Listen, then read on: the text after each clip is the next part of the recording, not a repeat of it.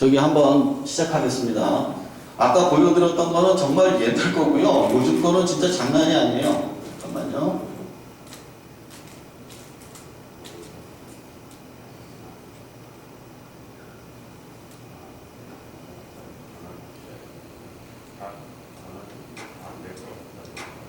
세상에서 가장 역동적인 휴머노이드, 미국의 대표적인 로봇 제조업체 보스턴 다이나믹스는 휴머노이드 로봇 아틀라스를 이렇게 설명한다. 이 회사가 내세우는 문구처럼 아틀라스는 2014년 첫 선을 보인 지 6년 사이에 눈부시게 진화하는 모습을 보여주고 있다. 처음 공개됐을 당시에는 동력 케이블에 의지한 채 한쪽 다리로 몸의 균형을 잡거나 천천히 걷는 정도에 불과했으나 요즘엔 공중제비 돌기는 물론 가볍게 조깅까지 하는 모습까지 보여주고 있다. 지난 24일 공개된 동영상은 3일 만에 조회수가 480만회를 넘을 정도로 인기를 끌었다. 몸집도 6년 전에 키 180cm, 체중 150kg 거부해서 지금은 150cm, 체중 75kg으로 아담하고 날씬해졌다. 관절도 28개로 360개에 이르는 사람과는 비교하기 어렵지만 비교적 다양한 형태의 동작이 가능하다. 애초에 아틀라스는 미국 방위고등 연구계획국의 자금을 지원받아 개발이 시작됐다. 이는 군사용을 염두에 두고 개발에 들어갔다는 걸 뜻한다. 목표는 수색이나 구조 작업에 투입할 수 있는 능력을 갖추는 것이었다. 아틀라스의 모태는 2009년 미 육군의 지원을 받아 제작하기 시작한 펜맨이다. 펜맨은 화성방 공격에서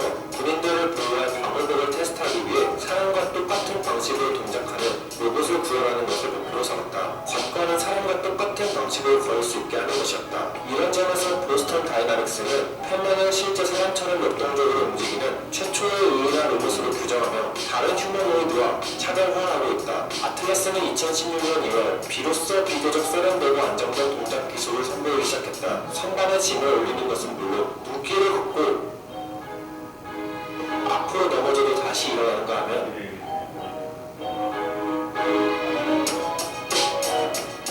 닫힌 문을 열고 나가는 모습 등 다양한 장면을 연출했다. 지난해에는 발판 건너뛰기 점프에 이어서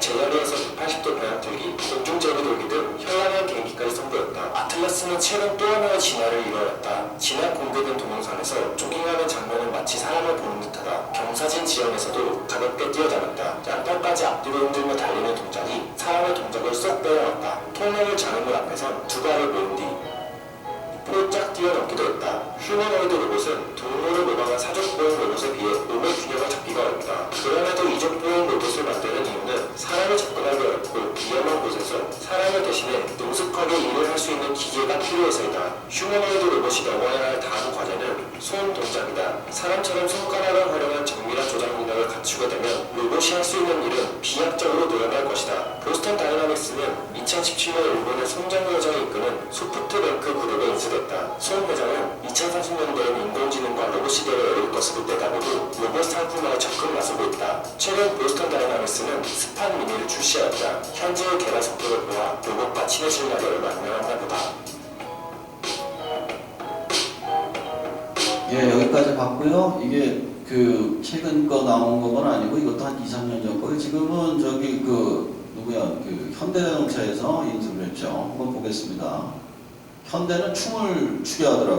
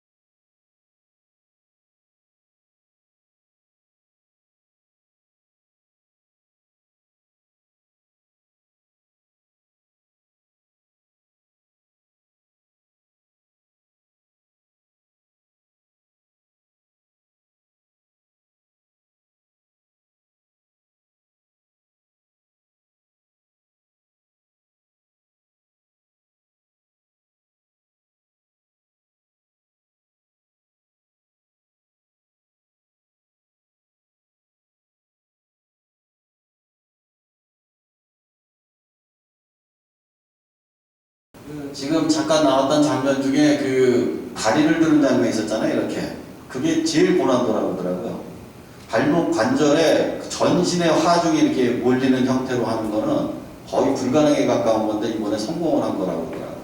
그래서 지금 노래는 원래 이게 아니라 무슨 러브유인가 뭐 그런 노래인데 원래 영어 노래인데 여기다가 아모르 파트를 묶어있는 거를 갖다 지금 받아가지고 그런 건데 재미있으셨어요? 그래도 이게? 근데 이게 되게 하는 이유가 뭐냐 하면은 이 정도 춤을 출 수 있는 사람이 이 안에 얼마나 있을까요? 지금 추라고 그러면 추실 수 있겠어요? 못 추죠.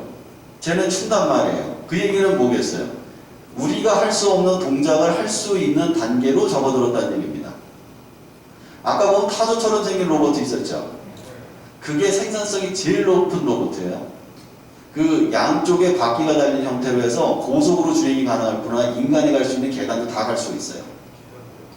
그래서 그게 지금 차세대로 지금 가장 많이 쓰일 로봇으로 판단해서 지금 이게 생산 현장에 쓰일 것이다 라고 판단을 하고 있다고 합니다.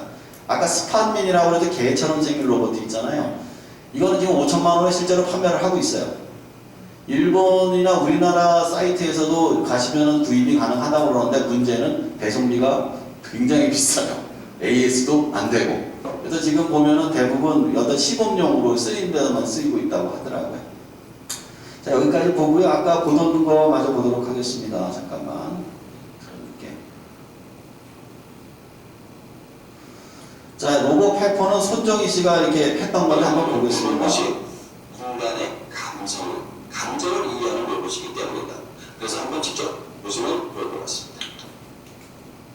일본에서 인간형 로봇이 판매를 시작했는데 단 1분 만에 전부 판매됐습니다. 사람의 말을 알아듣고 표정을 읽을 수 있는 똑똑한 로봇이라고 하는데 화면으로 직접 만나보시죠. 이동훈 기자입니다. ソイ社長、今とってもいい笑顔をしてましたね。ああ、そうか。社長の笑顔を見てたら、ソイ社長、心から笑っていますか？目が笑ってませんよ。 笑ってない。 사람의 표정과 목소리를 인식해 감정을 이해하는 로봇 페퍼. 지난해 일본이 개발한 인간형 로봇인데 판매 1분 만에 1000대가 모두 팔렸습니다. 19만 8천엔, 우리 돈 177만 원이면 이야기를 나눌 수 있는 친구이자 가족을 만들 수 있기 때문입니다. 愛を持ったロボットを作りたい。感情を持った心を持ったロボットを作りたい。というのが我々のビジョンであります。 이런 인간형 로봇은 특히 일본에서 인기를 끌고 있습니다. 고령화가 심해지고 혼자 사는 노인이 늘면서 로봇은 부담 없이 이야기를 나눌 수 있는 말벗의 역할을 합니다. 인간사회에 정해지는 감정적 유대인 꼴이 좀 개종인 건데요. 이 부분들을 그 로봇이 대체함으로써 어떤 이 사람들의 사회생활에 도움을 주는데 특별한 역할을 할 수 있을 거라고 생각하고 있습니다. 지난해 국내 1인 가구 비율은 26%. 거기에 초고령화가 급속히 진행되고 있는 만큼 우리나라에서도 로봇과 함께 사는 시대가 예상보다 빨리 올 수도 있습니다. YTN 사이언스 이동훈입니다. 그렇게 끌리지는 않습니다. 그러니까 한국에서 개발한 로봇 슈거라는 게 있습니다. 이 슈거도 어느 정도 수준인지 한번 직접 보시겠습니다.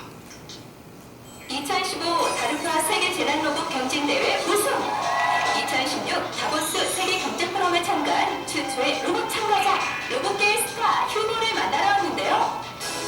손을 내밀며 제작진과의 악수를 청하는 휴보. 와, 정말 사람 같은데요?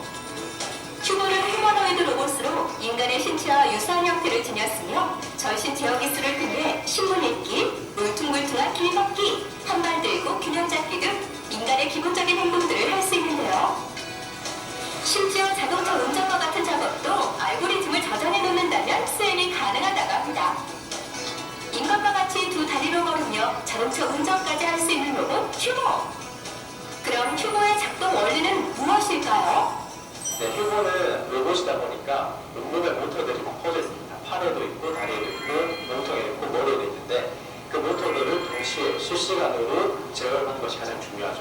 그것을 이제 가슴에 있는 메인 컴퓨터에서 각 모터들을 동시에 관장을 해서 제어를 하고 원하는 모션들을 생성해내서 원하는 임무를 수행할 수 있게 되는 것입니다. 휴보는 시각을 담당하는 레이저 스캐너와 카메라, 뇌 역할을 하는 중앙 컴퓨터, 전력을 공급하는 배접기, 물건을 담는 손가락, 명령을 수행하는 모터 제어기, 이동을 위한 바퀴로 구성되는데요. 2000년 일본에서 이적 보행 로봇 아시모를 발표, 이에 자극을 받아 휴보의 연구를 시작했는데요.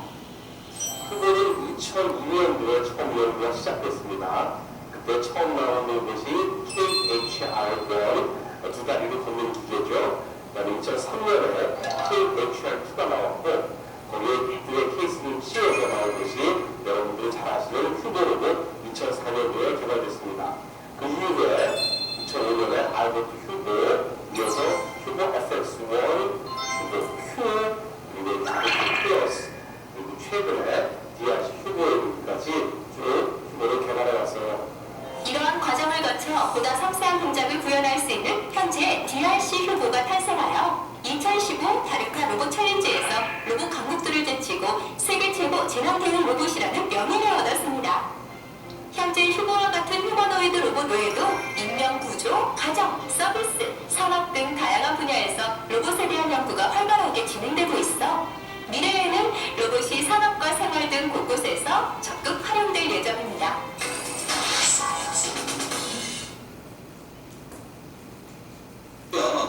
휴보까지 보셨습니다.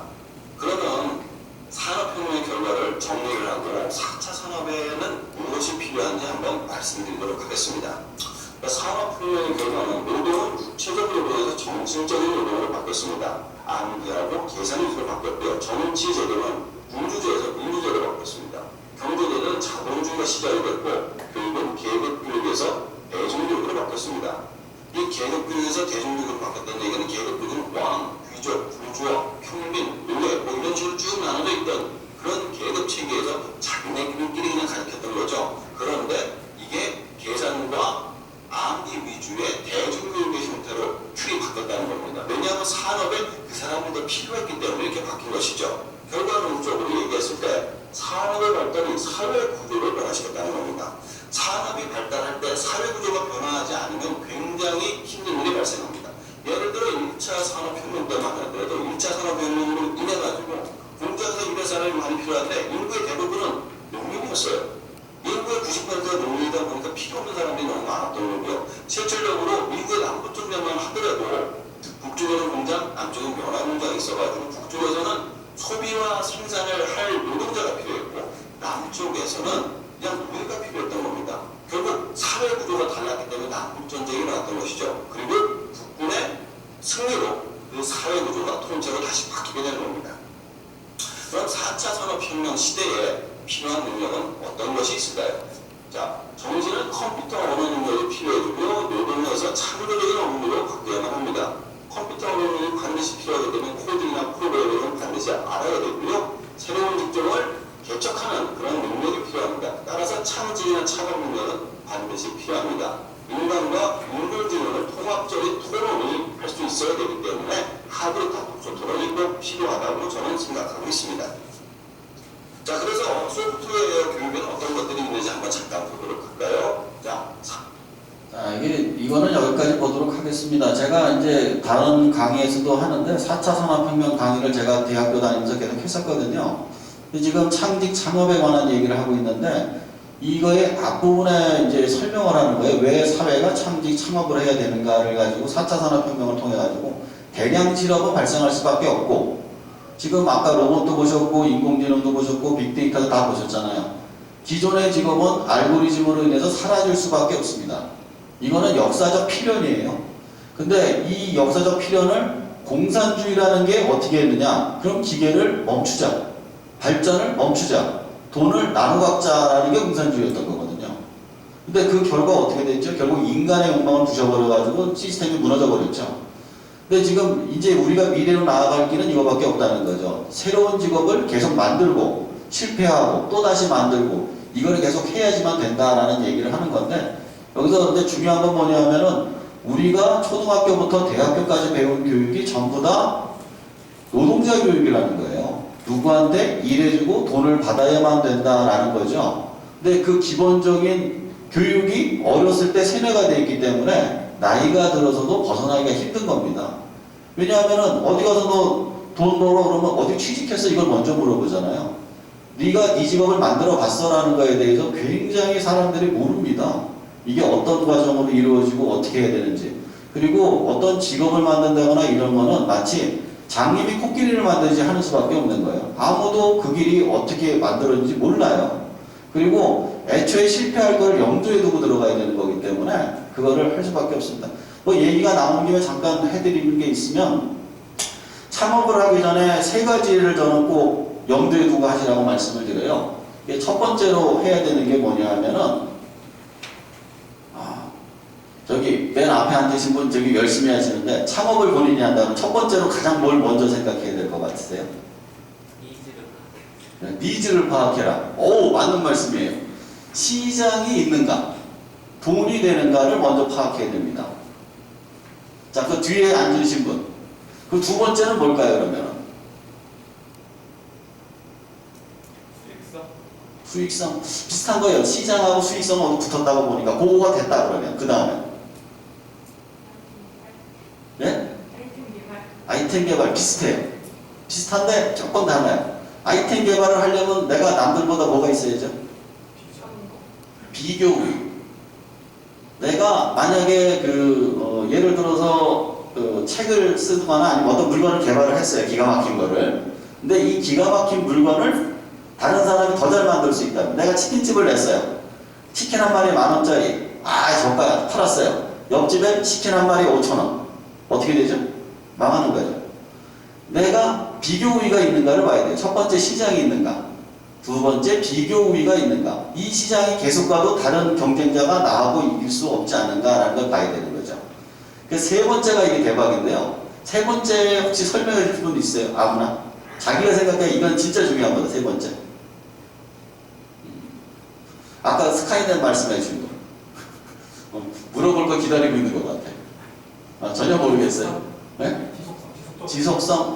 그것도. 정확히 하시네. 비교이랑 비슷한 개념이라 가지고. 저는 세 번째를 그걸 했습니다. 폐업을 감당할 수 있는가? 실패를 감당할 수 있는가? 사실은 1번으로 이걸 올리고 싶어요. 저는 올린다면. 말씀드렸잖아요. 저희 서점도 하다가 중간에 말아먹은 서점들이 있어요. 그래서 손해도 엄청나게 받고, 그 다음에 솔직히 말해가지고 코로나 사태라는 건 상상을 초월하잖아요. 지금 오프라인 전체가 지금 다 망해나가고 있는 판국이니까. 근데 저희는 이런 비슷한 사태를 몇 번 겪었는데 뭐가 있었냐면은 교육감이 바뀌자마자 초등학교 시험을 6년치를 한 해에 다 없애버렸어요. 총 12학년 중에 시장이 12개가 있는데 6개가 날아갈 거예요. 그때 진짜 망하는 줄 알았어요. 그 다음에 연합고사를 없애고 그 다음에 중학교 1학년 시험을 없애버리더라고요. 그러니까 서점 입장에서 매출이 그냥 이렇게 반토막이 났다가 20%가 주고 막 이러는 거예요. 그냥. 근데 웃기는 게 뭐냐면은 시험이 없어졌다고 해서 시장이 사라지지 않더라고요. 어떻게 되느냐? 이게 부모들이 불안하잖아요. 그러니까 학원으로 달려가요. 학원이 연합을 해가지고 전국 시험을 봐버리더라고요. 그래서 시장이 다시 생겨나더라고요. 그러니까 시장이라는 것은 반드시 존재하고 그거는 길을 찾기 때문에 그거를 가지고 이게 절망이다라고 생각하면 안 된다는 거죠. 분명히 길은 존재하는데 우리가 버틸 수 있느냐 없느냐는 거죠. 그래서 제가 말씀드린 게 세 번째가 그거예요. 폐업을 감당할 수 있는 것. 최악의 순간에는 던져야 되는 거예요. 던지고 다시 시작할 수 있도록 해야지 그걸 붙잡고 있으면 같이 죽습니다. 그렇기 때문에 이 세 가지는 생각을 하시고 하시는 게 좋다 말씀을 드리는 겁니다. 지금 우리 전체적인 맥락에 관한 걸 말씀드린 거고요. 이제 요거는 끝나고 바로 PPT로 연결해서 다시 설명드리겠습니다.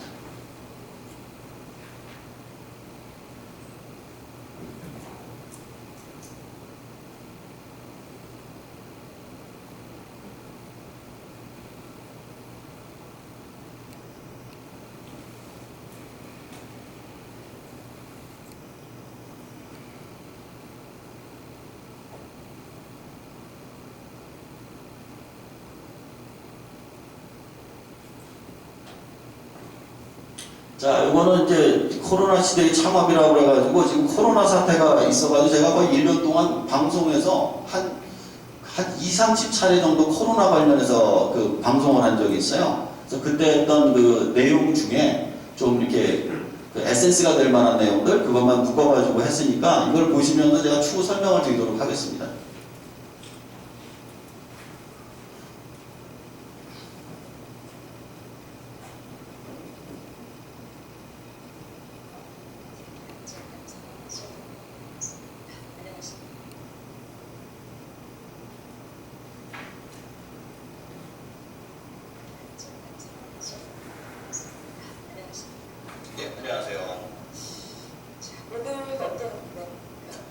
오늘 직업 생성의 원리와 창업이라는 주제로 소개를 해드리도록 하겠습니다.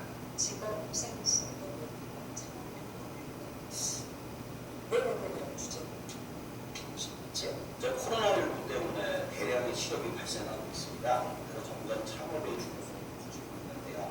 그렇다고 직업을 억지로 만든다고 직업이 유지되는 것도 아니고 어떤 식으로 만들어져야만 유지 발전할 수 있는지 궁금하시다는 분들이 많았습니다. 특히 4차 산업혁명 시대에 왜 대규모 대량 실업이 발생하면서 대량 창업이 필요한지 설명을 하다 보니 이 부분에 대해 자세한 설명이 필요 있어서 준비하게 됐습니다.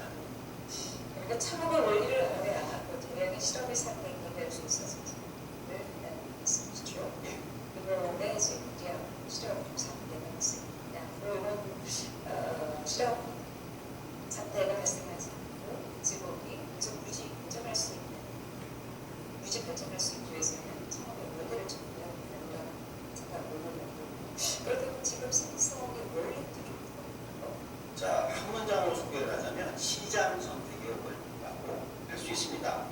여기서 말하는 시장 선택이란 바이오인의 자연 선택설처럼 많은 종류의 종들이 생태계에 등장하지만 그 중에 환경에 적합한 종만 살아남고 나머지 종들이 없어진다는 적자 생존의 원리처럼 많은 직업들이 시장에 등장하지만 그 중에 시장에 적합한 직업들만 남고 나머지 직업들은 사라진다는 것이죠. 쉽게 설명하면 수많은 자영업자들이 하지만 그 중에 소수의 자영업자가 남고 대부분이 사라지는 이유로 여기서 설명이 가능합니다. 직업 생성의 원리로 적자 생존, 즉 자연의 법칙과도 같다는 것인데 그러면 그 과정에 대해서 어떻게 좀 설명할 수 있을까요? 예, 시장 선택의 과정을 조금 길게 설명드리면 다음과 같습니다. 최초의 수요가 발생하게 되면 우선 자급자족을 통해서 그 수요를 충족하게 됩니다. 근데 수요가 많아지게 되면 개인화, 분업화, 전문화 과정을 통해서 전문적인 직업이 등장하게 되고요. 그런 전문적인 직업이 처음엔 개인 수준에 시작을 합니다. 그러나 점점 집단의 규모가 커지고 시장이 커지면서 기계나 법인이 등장을 하고 작동하게 됩니다. 그리고 사람의 손이 점점 필요 없어지게 되면서 쇠퇴하거나 수요가 사라지게 되거나 완전 자동화가 되면 없어지고 종말을 맞이하게 되는 것이죠. 정리를 하자면 수요 발생, 자급자족, 개인화, 분업, 전문화, 자동화, 수익대, 종합 수익인데 이걸 좀 예를 들어서 설명해 주시면 우리가 충분할 것 같습니다. 제가 예를 들어 신발을 가지고 한번 설명을 해볼게요. 마을 한 10명 정도를 산다고 했을 때 대부분의 사람들이 먹을 걸 해결하기 힘들어서 신발을 신으려면 자기가 알아서 만들어 신어야 될 겁니다. 그렇죠? 근데 마을 사람들 숫자가 점점 늘어나서 1000명 정도 된다고 하면 신발의 수요가 많이 늘어났기 때문에 누군가 전문적으로 신발을 만드는 것이 농업에 종사하는 것보다 효율적이겠죠. 그리고 한 10,000명쯤 되는 경우 한 사람이 만들어 하는 것보다는 신발 만드는 과정을 분업화해서 대량으로 간의 수공으로 만드는 게 유리하게 됩니다. 그리고 마을 사람 숫자가 10만 명이 된다면 더 이상 사람의 손으로 만드는 것보다 기계로 공정을 자동화해서 만들어내는 것이 비용이나 시간면은 훨씬 더 절약이 됩니다. 그런데 이렇게 공정이 자동화하게 되면 기존에 일하던 사람이 필요 없어지게 되죠. 결국 공장주와 기계만 남게 되고 그 외의 직원들은 필요가 없게 됩니다. 그래서 공장주는 퇴사를 시키고 결국 그 신발을 만드는 직업이 사라지게 되는 겁니다. 그렇다면 그 퇴사한 사람들은 어떻게 되죠? 자, 이제 실업자가 되죠. 퇴사한 사람은 처음에 실업자가 되지만 나중에 자신이 하던 일에 관련된 새로운 직업을 가지게 되는 경우가 많습니다. 예를 들어 공장 주변에 식당을 하거나 공장을 청소하는 회사를 차리거나 혹은 슈퍼, 편의점, 문방구 서비스업을 하게 됩니다. 즉 일종의 낙수효과처럼 한 가지 업이 사라지면서 다른 업종들을 탄생을 시키는 겁니다. 여기서도 시장이 새로 생성되고 그 생성된 시장에 비교해 있는 사람이 그 업종을 만들고 버티고 하게 되는 겁니다. 시장 선택에 실패한 사람들이 실적자가 되는 것이죠. 그렇다면 결국 없어지는 직업, 새로운 직업을 만드는 원동력이 됐습니다. 그렇다면 직업 생성의 원리에 따라서 인류의 직업은 어떻게 좀 변화를 해간다고 볼 수 있습니다. 자, 일단 그 농업부터 예를 들어 설명을 드릴게요. 인간은 원래 아프리카 평원에서 수렵 채집을 하고 살아갔대요. 근데 한 1만 5천 년 전부터 농업을 시작했어요. 인간은 집단을 유지하고 생존하기 위해서 모든 영향을 농업에 집중하게 됐습니다. 그 대부분의 인간의 역사는 농업의 역사였죠. 그리고 농사를 짓기 위해서 노예의 역사였습니다. 근데 1750년 산업혁명이 일어나면서 인간은 농업의 대부분을 기계가 지기 시작합니다. 산업혁명 당시만 해도 인구의 98%가 농업에 종사를 했다고 합니다. 1차 산업혁명 때까지 기계가 엔진으로 돌아갔기 때문에 정교한 일을 할 수가 없어서 인구의 대부분이 공업에 근무를 했지만 2차 산업이 전기전자의 도입으로 아무리 정교한 제품도 대량 생산이 가능했자 대부분의 사람들이 직장을 잃어버리게 된 겁니다. 우리 서비스업이 그 자리를 차지하면서 현재 인간의 직업의 대부분이 서비스업이 된 것이죠. 그런데 당장은 이 코로나19 때문에 대량 실업 문제로 모여서 4차 산업혁명 문제지 않습니까? 인간의 서비스업도 대체하게 될 것이라고 하는데 이 창업이 우리 미래의 대량 실업을 대체될 것이라고 생각하시죠? 예, 일단 4차 산업혁명 기술이 오기도 전에 이미 전 세계가 대량 실업에 이렇게 직면하고 있지 않습니까? 코로나19가 기존의 사람 대 사람을 만나는 서비스업 자체를 못하게 막고 있기 때문입니다. 사람과 사람이 만나지 못하면 직업이 유지될 수가 없어요. 조금 생각해보면 4차 산업혁명도 마찬가지입니다. 사람과 사람이 만날 필요가 없으니까 대량의 직업이 사라지게 되는 거죠. 그런데 앞에서 직업 생성의 원리를 생각해보면 대책을 세울 수가 있습니다. 즉 기존의 교육이나 직업 자체의 문제는 회사나 개인에게 일을 해주고 돈을 받는 교육을 받고 있기 때문입니다. 반면에 이런 직업 생성의 원리나 창업의 원리를 알려주게 된다면 많은 사람들이 자신의 직업을 스스로 만들 수 있기 때문에 대량 실업의 대책이 될 수 있을 거라 생각합니다. 결국 사람과 사람이 만나지 못하고 있기 때문에 이거 되거든요. 실업 상태가 발생했다고 볼 수 있겠는데, 그러나 이 창업을 교육시킨다 하더라도 소수의 창업자만이 직업을 만들 것이고 대부분의 노동자가 아니고 창업에 성공한다고 볼 수 있지 않겠습니까? 그렇죠. 실패할 확률이 더 실패할 수 있는 사람들이 더 많을 것이 있습니다. 그런 것에 대해서 어떤 제 생각이지만 어차피 이번에 코로나19 사태에 볼 수 있는 것처럼 생산이 불가능한 사람들에게 기본소득처럼 돈을 주는 경우도 있어요. 근데 생산시설마다 파괴되버리고 나면 사회가 붕괴되기 때문에 돈을 지급하는 거거든요. 근데 이렇게 되면 첫 번째 문제는 이렇게 생산 능력 없는 사람들에 계속해서 자금을 지급하게 되면 그들의 생산 능력 자체가 사라질 수가 있습니다. 일하는 것 자체를 잊어버리게 된다는 거죠. 문계급의 확산은 사회공개로 이어집니다. 두 번째는 언제까지 생산성 없는 사람들에게 돈을 지급할 수 없다는 점이죠. 누군가는 생산성 있는 일을 해야만 합니다. 그래서 만약 창업을 교육하고 직업으로 하게 된다면 물론 1000명이 도전하면 10명 이내만 성공하고 나머지 실패할 겁니다. 그러나 이거 10명이 몇백 명을 고용하게 되고 그들이 만든 생산성이 다른 사람들에게 돈을 지급할 수 있게 만드는 것이죠. 게다가 창업의 실패와 성공이라는 거대한 데이터는 나중에 이제 인공지능에 먹고 쓸 수가 있게 됩니다. 또한 지급받는 사람들 역시 창업을 교육받고 창업을 시도했기 때문에 그 실패 데이터를 생성에 도움이 되기 때문에 지급받을 자격이 있다 생각을 하기 때문입니다. 그러니까 돈을 주되 창업 교육이 필요하다라는 말씀을 강조해 주셨는데 그렇다면 어떤 창업 교육을 하겠습니까? 자, 학교 교육을 바꿔야 된다고 생각을 했어요. 근데 요즘 코로나 때문에 학교를 안 가는 걸 보니 사실 현재 학교 제도 자체가 문제라는 생각도 들더라고요. 현재 학교 제도는 19세기 대량 생산 시대에 적합한 인재를 만들기 위해서 대규모 인원을 모아서 가르치는 거잖아요. 사실 생각해보면 대부분의 사람들이 3인에서 5인, 많아야 10인의 서비스직에 근무하는데 적합하지 않습니다. 차라리 교육권을 나눠주고 공부는 알아서 하고 학교는 특정 기관으로 만든다면 더 많은 직업이 저절로 생겨나지 않을까 생각합니다.